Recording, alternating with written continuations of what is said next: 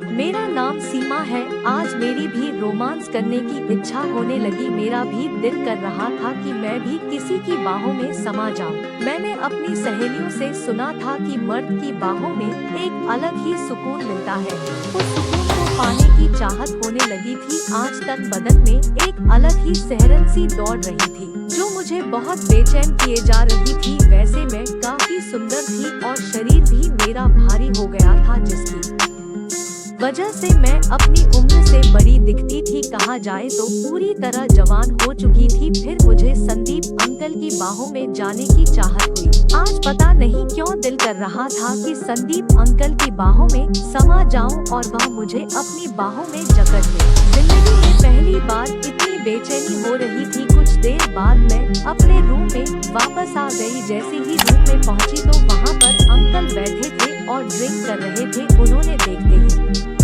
कहा, अरे कहाँ चली गई थी तुम? देखो मैंने तुम्हारे लिए क्या क्या इंतजाम किया है। मैंने मना कर दिया कि मैं नहीं पीती। उन्होंने कहा कि ठीक है। मैंने पाया कि अब मैं काफी रिलैक्स महसूस कर रही थी और संदीप अंकल से खुलकर बातें करने लगी। मेरी झिझक भी अब खत्म हो चुकी, मगर मेरे अंदर की आग और भी तेज होती जा रही थी। दिल कर रहा था कि संदीप अंकल मुझे अपनी बाहों में भर ले, मैं उनको चूमना चाहती थी, मगर मैं ऐसा नहीं कर सकती थी। मैं उनका स्पर्श सुख पाने के लिए बेताब होने लगी। कुल मिलाकर उनके लिए तड़प रही। फिर उन्होंने कहा, सीमा कैसा फील हो रहा है?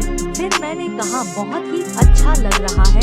आज मुझे एहसास हो रहा था कि मैं जवान और बालिग हो गई हूँ। यही सब सोच रही थी, तभी वो मेरे पास में आकर बैठ गए और बोले, आज तुम बहुत खूबसूरत और हॉट लग रही हो। आप भी तो हॉट और स्मार्ट लग रहे हैं। फिर मैं उनकी बाहों में समाने के सपनों में खो गई। फिर वो बोले, तुम बहुत ही प्यारी हो सीमा और मुझे बहुत अच्छी लगती हो। आप भी मुझे अच्छे लगते हैं। फिर वो मेरे और करीब आकर बोले, क्या मैं तुम्हें छू सकता हूँ? बिल्कुल छू सकते हैं। मैंने कहा, आज तो मेरा भी मन उनसे लिपटने को कर रहा था। वो मेरे बिल्कुल पास आकर मेरी आँखों में झांकने लगे। धीरे धीरे मैं भी कब उनकी आँखों में समा गई पता ही नहीं चला।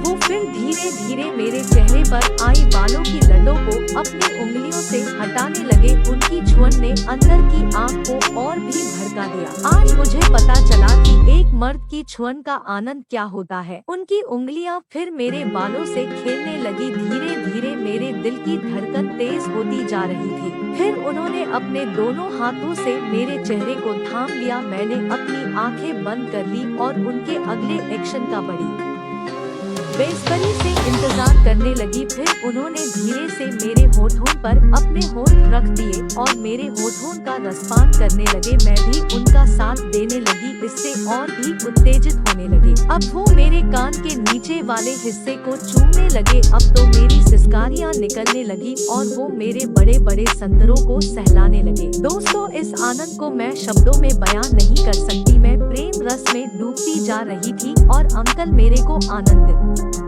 कर रहे थे। धीरे धीरे उनका हाथ मेरी जांघों की ओर जाने लगा और वो पंखों को सहलाने लगे, जिससे मेरी चिड़िया पानी पानी हो गई। अब उन्होंने मुझे निर्वस्त्र कर दिया और खुद भी निर्वस्त्र हो गए। फिर धीरे धीरे वो मुझे प्यार देने लगे। पहले तो मुझे कुछ दर्द हुआ, लेकिन धीरे धीरे मेरा दर्द आनंद में बदलने लगा। मैं भी अब खुलकर उनका साथ देने लगी। अब उन्होंने अपनी रफ्तार बढ़ा दी और मैं भी चरम सुख की ओर बढ़ती जा रही थी। फिर वह वक्त भी आ गया जब मुझे इस दुनिया का सबसे बड़ा आनंद मिला। फिर हम एक दूसरे की बाहों में सो गए। अगली सुबह जैसे मेरी नींद टूटी तो मैंने देखा कि संदीप अंकल मेरे सिर पर हाथ फेर रहे थे। एक बार फिर मैंने उनको अपनी बाहों में भर लिया और एक बार फिर हम दोनों इश्क के तूफान में डूब गए। शाम के करीब 4 बजे के आसपास मैं घर चली गई। तो दोस्तों, ये थी आज की कहानी। आपको कैसी लगी कमेंट करके जरूर बताएं।